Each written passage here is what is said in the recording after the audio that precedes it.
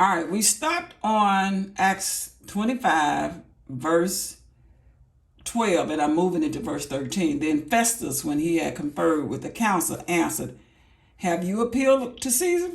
Unto Caesar you shall go. So let's see what Paul is saying. Paul said, Look, I know who to talk to. So let's see what happened. Verse 13. And after certain days of King Agrippa and Bernice came unto Caesar to salute Festus.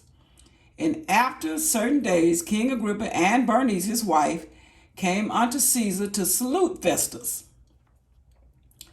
And when they had been there many days, a whole lot of days, Festus declared Paul cause unto the king, saying, There's a certain man left in bonds by Felix. Paul had been arrested, about whom, when I was in Jerusalem, the chief priests and the elders of the Jews, the Jews people over there, informed me, desiring to have judgment against him. So the church came to me and said, We got a problem with this man named Paul.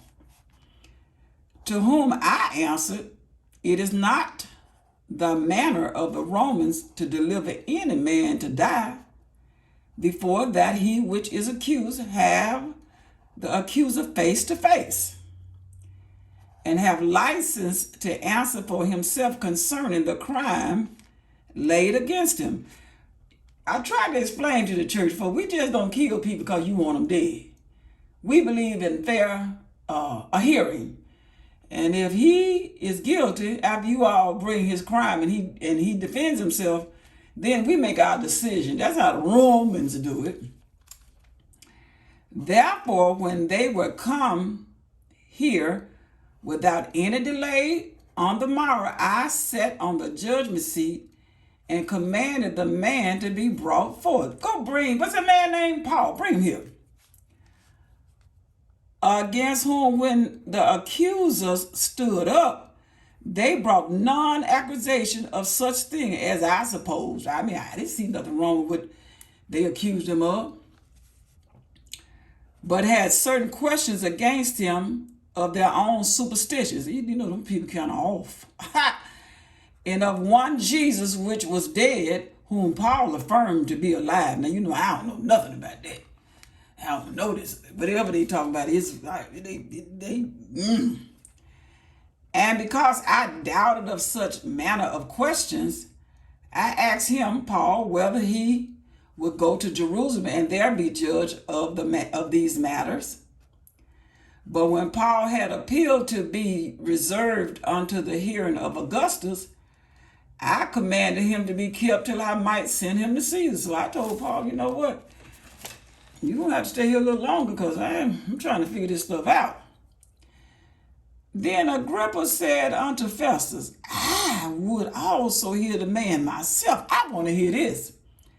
Tomorrow, said he, you shall hear him. Child, I'm going to bring him here to you tomorrow.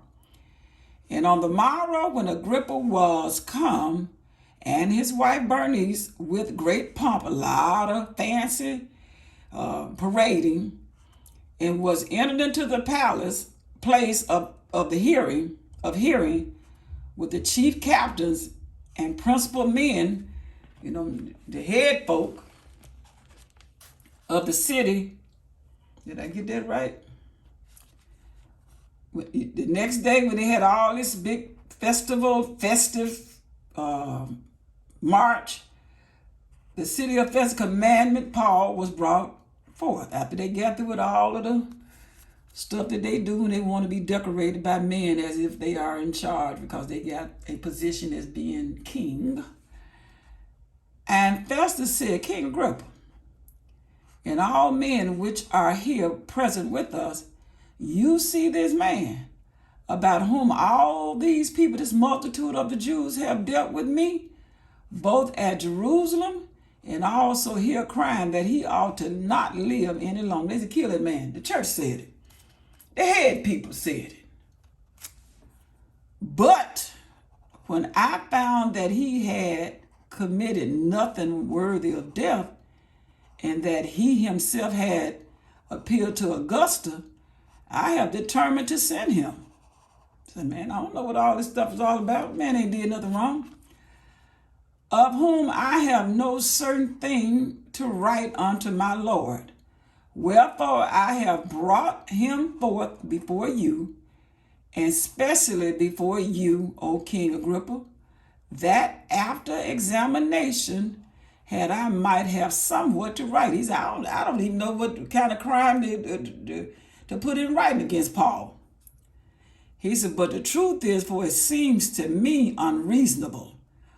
The government says, these folk are not being reasonable. They are unreasonable to send a prisoner and not whither to signify the crime laid against him. He said, something ain't right. Something wrong with the church. If you want a man to die, number one, that's wrong.